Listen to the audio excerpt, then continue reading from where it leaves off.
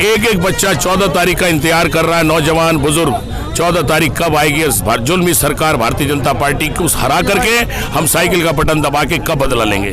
कोई दम नहीं है, चूंकि वो मैंने पहले भी अपने बयान में भी ये बात कही है, वो भारतीय झूठ पार्टी है, वो झूठ बोलती है। उन्होंने पहले भी कोई वायदे पूरे नहीं किए हैं और ये भी जो बातें कर रहे हैं इनमें कोई वायदा पूरा होने वाला नहीं है। उत्तर प्रदेश में चुनावी सरगर्मियां तेजी से बढ़ती जा रही हैं। मौसमी पारे के साथ साथ चुनावी पारा भी बढ़ता ही जा रहा है। जी हाँ, मैं बात कर रहा हूँ उत्तर प्रदेश के चुनावों को लेकर।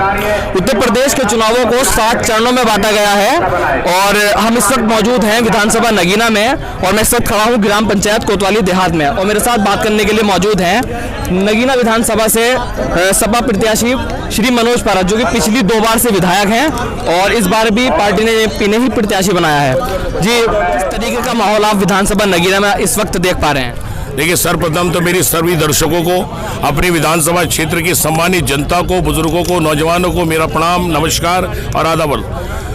आप माहौल क्या देख रहे हैं? एक एक बच्चा 14 तारीख का इंतजार कर रहा है, नौजवान बुजुर्ग 14 तारीख कब आएगी इस जुल्मी सरकार भारतीय जनता पार्टी को हरा करके हम साइकिल का बटन दबा के कब बदला लेंगे। चारों तरफ आंधी है माननीय अखिलेश यादव की, साइकिल की आंधी है, इस गठबंधन की आंधी है। इसलिए आज माहौल ही माहौल कैसे देखें, ऐसा माहौल तो किसी चुनाव में रहा ही नहीं जैसा माहौल इस चुनाव में है। अगर हम बात करें भारतीय जनता पार्टी की, तो बड़े से बड़े नेता, चाहे वो राज्य मंत्री हों या केंद्रीय मंत्री हों या अमित शाह हों, सीएम से लेकर पीएम तक उत्तर प्रदेश में डोर टू डोर जाकर कैंपेन कर रहे हैं। तो क्या लगता है कि किस तरीके का माहौल है? देखिए, डोर टू डोर कैंपेन कर रहे हैं, तभी तो जमीन पर उतर आए। अभी तो आसमान पर उड़ रहे थे ना, जनता ने उन्हें जमीन पे लाके खड़ा कर दिया। इस किसान आंदोलन ने जमीन पे लाके खड़ा कर दिया, इनके जुल्म और अत्याचार ने इन्हें जमीन पे लाके खड़ा कर दिया। लेकिन आज जमीन पर भी उन्हें कुछ मिलेगा नहीं, क्योंकि ऐसे झूठे और मक्कार लोगों को कुछ नहीं मिलने वाला। भारतीय जनता पार्टी की बुरी तरह हार होगी। समाजवादी पार्टी 350 प्लस जीत करके सरकार बनाने का काम करेगी। जी, हमारे साथ बात करने के लिए कोतवाली के पूर्व प्रधान भी मौजूद हैं, जो 10 साल प्रधान रहे हैं। जी, मेरा सवाल आपसे कि आज जिस तरीके से कल समाजवादी पार्टी ने अपना घोषणा पत्र जारी किया है, जिसे नाम दिया है वचन पत्र, उसमें उन्होंने एक बात कही है कि 15 दिन में गंदा भुगतान करेंगे। वहीं उसके टक्कर पे भारतीय जनता पार्टी ने अपना संकल्प पत्र नाम से जारी किया है। उन्होंने 14 दिन की बात कही है, तो 1 दिन कम। तो जनता कैसे फैसला करे?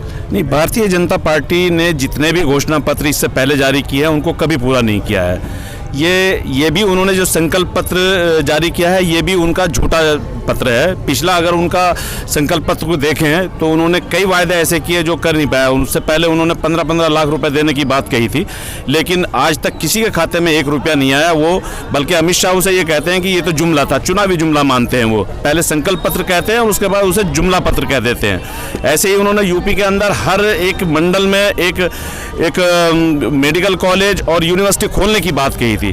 उसमें भी उन्होंने 25 यूनिवर्सिटी खोलने की बात कही थी, लेकिन अभी तक वो 10 भी पूरी नहीं कर पाए हैं। तो इस तरीके का उनका संकल्प पत्र नहीं है, बल्कि वो तो एक छला हुआ पत्र है। और जहां तक समाजवादी पार्टी का संकल्प पत्र की बात है, तो हमेशा जब सरकार समाजवादी पार्टी की बनी है, जो भी वायदे उन्होंने किए हैं उनको पूरा करने का काम किया है। इस दफा भी उन्होंने अपना वचन पत्र जो जारी किया है उसमें 300 यूनिट बिजली देने की बात कही है। उन्होंने किसान जो मरे हैं हमारे आंदोलन में उनको 25 लाख रुपए देने की बात कही है। तो जो भी वायदे उन्होंने किए हैं वो उनको पूरा करने का काम करेगी। जी, मैं आपसे जानना चाहूँगा, अगर हम विधानसभा नगीना की बात करें तो ये मुस्लिम बहुमूल्य इलाका है।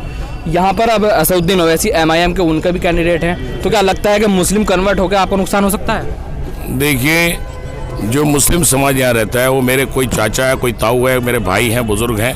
उन्होंने हमेशा भारतीय जनता पार्टी की उस लहर में, उस आंधी में जो 2017 में थी, उसमें मुझे जिताने का काम किया है। तो ये तो समाजवादी पार्टी की रॉ, एक भी वोट अवैसीउद्दीन साहब को नहीं मिलने जा रहा, क्योंकि ये सब लोग जानते हैं कि उनका काम क्या है, वो क्यों ऐसा करना चाहते हैं। जी, एक आखिरी सवाल मेरा, क्या भारतीय जनता पार्टी की तरफ से उल्टे सीधे बयान का दौर जारी है? इधर से भी बयानबाजी हो रही है, उधर से भी बयानबाजी हो रही है। अभी केंद्रीय मंत्री अनुराग ठाकुर ने कहा था कि साइकिल रखो नुमाइश में, फूल खिलाओ 22 में। इसके जवाब में आप क्या कहना चाहेंगे? अब वो कुछ भी कहते रहे, इनसे ना फूल खिल रहा है ना कुछ कर रहा है। साइकिल चल रही है, साइकिल दौड़ रही है। साइकिल की स्पीड इतनी है कि जो फूल तो पता चला टूट करके भी गिर चुका है।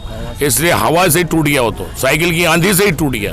क्या लगता है हैट्रिक आप मार रहे हैं? देखिए ये तो भाई भगवान के हाथ में है और अल्लाह के हाथ में है, लेकिन मुझे पूरी उम्मीद है कि हैट्रिक वैट्रिक तो मैं नहीं जानता, मैं ये जानता हूँ कि मुझे खिदमत करने का मौका मिलने वाला है। अच्छा, एक सवाल मैं पूर्व प्रधान जो कोतवाली के हैं उनसे लेना चाहूँगा कि जिस तरीके से प्रधानमंत्री मोदी तक भी और अमित शाह भी कह रहे हैं कि भाई हम तो 400 पार जा रहे हैं, कभी कोई 300 पार की बात कर रहा है, कोई 400 पार की बात कर रहा है, तो उनके दावों में कितना आखिर दम है? कोई दम नहीं है, चूंकि वो मैंने पहले भी अपने बयान में भी ये बात कही है, वो भारतीय झूठ पार्टी है, वो झूठ बोलती है। उन्होंने पहले भी कोई वायदे पूरे नहीं किए हैं और ये भी जो बातें कर रहे हैं इनमें कोई वायदा पूरा होने वाला नहीं है। उत्तर प्रदेश की जनता ये जान चुकी है कि ये झूठी पार्टी है और उनके छलावे में आने वाली नहीं है।